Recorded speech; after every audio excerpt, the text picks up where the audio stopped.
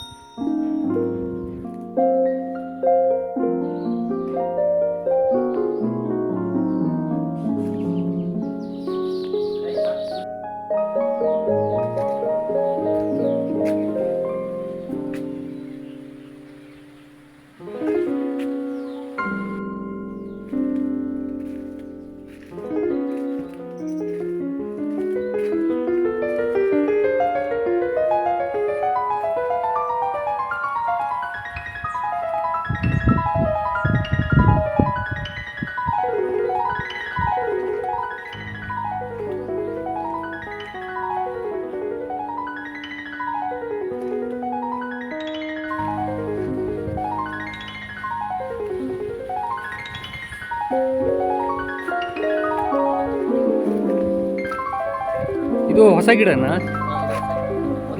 ಒಂದು ವರ್ಷ ಆಯ್ತು. 1 ವರ್ಷ ಆಯಿತು. ತೆಂಗು ತೆಂಗು 4 ವರ್ಷ ಆಯ್ತು. ಫಸಲು ಬಂದಿದೆ. ಫಸಲು ಬಂದಿದೆ. ಸರಿ, ನಿಂಬಿನಾ? ನಿಂಬೆ. ಕಿತ್ತಳೆ ಇದೆ, ನೋಡಿ, ಕಿತ್ತಳೆ ಇದೆ. ಇದು ನೋಡಿ, ಅದು ಫಾರಂ ನಿಂಬೆ.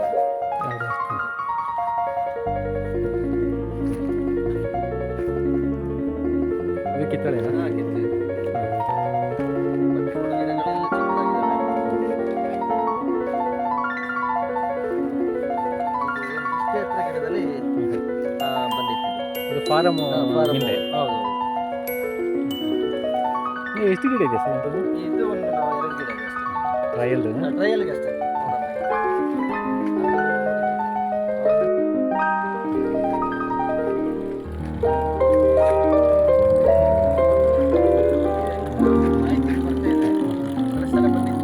ಸೇಬು. ಅದೇ ಯಾವ ತಳಿ ಸರ್? ಯಾವ ಸೇಬು ಇದು? ಹಾಕಿದ್ರಿ? ಹಾಂ.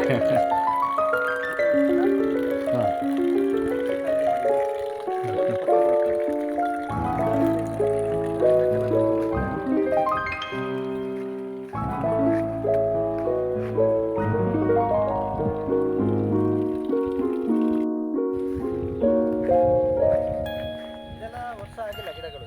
ಕಾಫಿ ಗಿಡ? ಕಾಫಿ ಗಿಡಕ್ಕೆ ವರ್ಷ ಆಗಿಲ್ಲ. ಹಾಂ. ಮಳೆ ಕಮ್ಮಿ ಆಗಿದ್ದರಿಂದ ಇದು ಏನಾಯ್ತು ಅಂತಂದ್ರೆ ಸ್ವಲ್ಪ ನೀರು ನಾವು ಬೇರೆ ಕಡೆ ಜಾಗ ಹಾಂ. ಅಲ್ಲಿಗೆ ಹೊಡಿಬೇಕಿತ್ತು. ಹಾಗಾಗಿ ಸ್ವಲ್ಪ ನೀರು ಕಮ್ಮಿ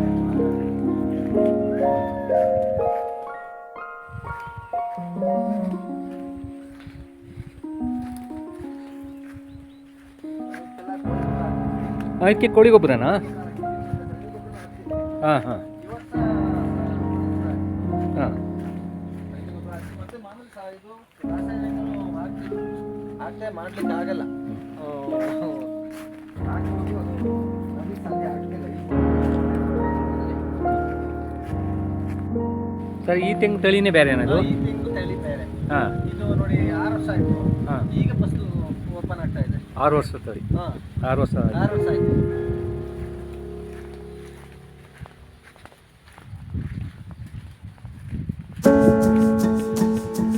ಅಯ್ಯೋ.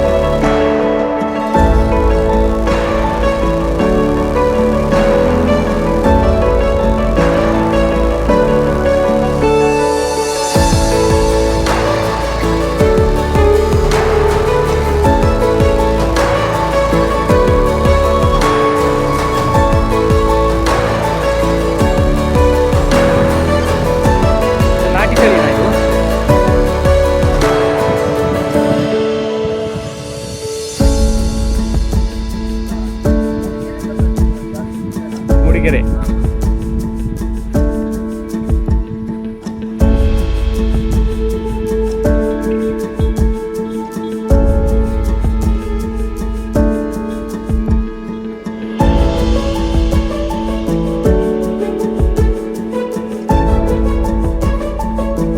ಸರ್, ಇವೆಲ್ಲ ಮಳೆಯಾಶ್ರಿತ ಪ್ರದೇಶನಾ?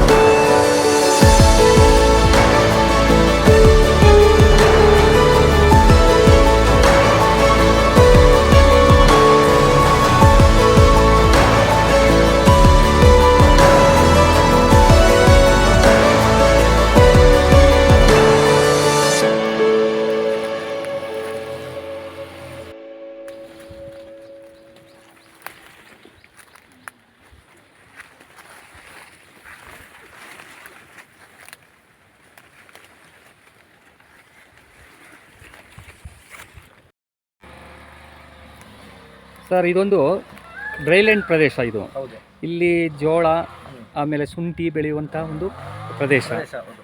ತುಂಬ ಮಳೆ ಕಡಿಮೆ ಪ್ರದೇಶ ಇದೆ, ಅಪ್ಪಟ ಬಯಲು ಪ್ರದೇಶ. ಹೌದು. ನೀವು ಇಲ್ಲಿ ಮಲೆನಾಡು ಪ್ರದೇಶದಲ್ಲಿ ಯಾವ ರೀತಿ ಏಲಕ್ಕಿ, ಕಾಫಿ, ಅಡಿಕೆಯನ್ನು ಬೆಳೀತಾರೆ ಅದೇ ರೀತಿ ಕೂಡ ನೀವು ಬೆಳೆದಿದ್ದೀರಿ ಇಲ್ಲಿ. ಹೌದು. ಅದ್ರ ಹಿಂದೆ ಎಷ್ಟು ನೀವು ಶ್ರಮ ವಹಿಸಿದ್ದೀರಾ ಅಂತ ಹೇಳ್ತೀರಾ ನೀವು? ಶ್ರಮ ಅಂದರೆ ಮೊದಲನೇದಾಗಿ ಹೇಳಬೇಕು ಅಂದರೆ ನಮ್ಮ ಅಪ್ಪ ಅವ್ರು ಕಲಿಸಿದ್ದ ಕೆಲಸಗಳು ಇದೆಲ್ಲ. ಅವತ್ತಿಂದಲೂ ಶ್ರಮ ಅಂತ ಇದ್ದರೆ ನೀರು ನಮಗೆ ಬೋರ್ವೆಲ್ಗಳಿದ್ದಾವೆ, ಎನಿ ಟೈಮ್ ನೀರು ಬೇಕು.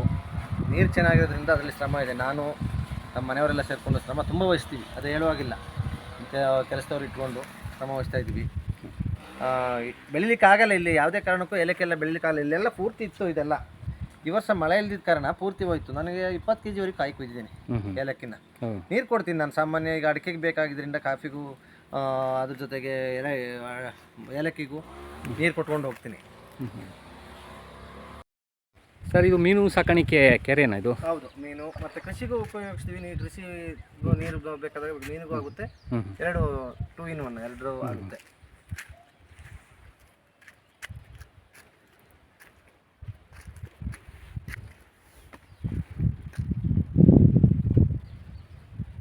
ಕಾಗೆಗಳದ್ದು ಭಾರಿ ಹಾವಳಿ ಇದ್ರಿಂದ ಕಾಗೆಗಳು ಅದಕ್ಕಾಗಿ ನೆಟ್ಟು ಕಾಗೆ ಪಕ್ಷಿಗಳು ಹಾವಳಿ ಇದ್ದರಿಂದ ಮರಿಗಳನ್ನೆಲ್ಲ ತಿಂದಾಕುತ್ತೆ ಅಂತ ಹೇಳ್ಬಿಟ್ಟು ನೆಟ್ ಹಾಕಿದ್ವಿ. ಅದ್ರ ಮೇಲೆ ಅದು ತೊಂದರೆ ಇಲ್ಲ. ಈಗ ಸೌಂಡ್ ಅಂದರೆ ಬರಲ್ಲ ಮೀನು. ಹಾಂ.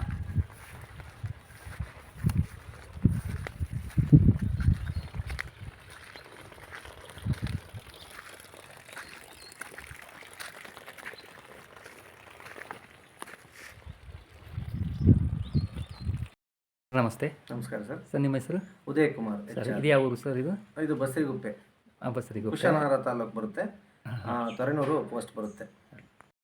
ಸರ್ ಇದೊಂದು ಬಯಲು ಪ್ರದೇಶ ಅಲ್ವಾ? ಇಂಥ ಬಯಲು ಪ್ರದೇಶದಲ್ಲಿ ನೀವು ಕಾಫಿ, ಏಲಕ್ಕಿ ಎಲ್ಲ ಬೆಳೆದಿದ್ದೀರಿ. ಅದರ ಹಿಂದೆ ಪರಿಶ್ರಮದ ಬಗ್ಗೆ ನೀವು ಹೇಳ್ತೀರ ನೀವು? ಪರಿಶ್ರಮ ಅಂತ ಹೇಳಿದ್ರೆ ಇದು ನಿಜವಾಗ್ಲೂ ನೀವು ಹೇಳುವಾಗೆ ಬಯಲು ಪ್ರದೇಶ. ಮೊದಲು ನಮ್ಮ ತಂದೆಯವ್ರ ಕಾಲದಲ್ಲಿ ಎಲ್ಲ ಜೋಳ, ರಾಗಿ ಅಂತನ್ನ ಬೆಳೀತಾ ಇದ್ರು. ಈಗ ಎಲ್ಲ ನೀರಾವರಿ ಮಾಡಿಕೊಂಡು ಅದು ಬೋರ್ಗಳಲ್ಲಿ ನೀರು ತೊಗೊಂಡು ಅಲ್ಲಿಂದ ಬೆಳೀತಾ ಇದ್ವಿ. ಅದು ತುಂಬ ಶ್ರಮ ಇದೆ ಸರ್. ಎಲ್ಲ ಮಲೆನಾಡು ಟೈಪಲ್ಲೇ ನಾವು ಇಲ್ಲಿ ಎಲ್ಲರೂ ಬೆಳೀತಾ ಇದ್ದಾರೆ. ನಾವು ಅಂತಲ್ಲ, ಎಲ್ಲರೂ ಬೆಳೀತಾ ಇದ್ದಾರೆ. ತುಂಬ ಶ್ರಮ ಪಟ್ಟರೆ ಎಲ್ಲ ಸರಿಯಾಗುತ್ತೆ.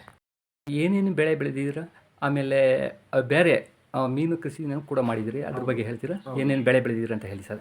ಹೌದು, ನಮ್ಮ ತೋಟದಲ್ಲಿ ಬಂದು ಕಾಫಿ, ಏಲಕ್ಕಿ ಇದೆ, ಮೆಣಸು ಇದೆ, ಮತ್ತು ಸಪೋಟ, ತೆಂಗು ಇದೆ, ನಿಂಬೆ, ಮಾವು, ಹಲಸು, ಇನ್ನು ಈ ಥರ ಬೆಳೆಗಳು ಬೇಕಾದಷ್ಟು ಬೆಳೆಗಳಿದ್ದಾವೆ. ಎಲ್ಲ ಸಾಮಾನ್ಯ ಹಣ್ಣಿನ ಬೆಳೆಗಳೆಲ್ಲ ಇದ್ದಾವೆ. ಅದ್ರ ಜೊತೆಗೆ ಈಗ ಉಪಕಸವಾಗಿ ಒಂದು ಮೀನುಗಾರಿಕೆಯನ್ನು ಮಾಡ್ತಾ ಇದ್ದೀವಿ. ಮತ್ತು ಬಟರ್ ಫುಡ್ಡು ಇದೆ. ಬಟರ್ ಫುಡ್ಡು ಒಂದು 10-12 ಮರ ಇದೆ, ಅದರಲ್ಲಿ ಒಳ್ಳೆ ಇಳುವರಿ ಇದೆ. ಮೀನು ಕೃಷಿನೂ ಮಾಡ್ತಾ ಇದ್ವಿ. ಮೀನೆಲ್ಲ 1-2 ವರ್ಷ ಆಗಿದೆ, ಇನ್ನೂ ತೆಗೆದಿಲ್ಲ. ಅದನ್ನ ಬಿಟ್ಟು 2.5-3 kg ಮೀನಿದೆ, ಮತ್ತು ಮರಿಗಳಿದ್ದಾವೆ.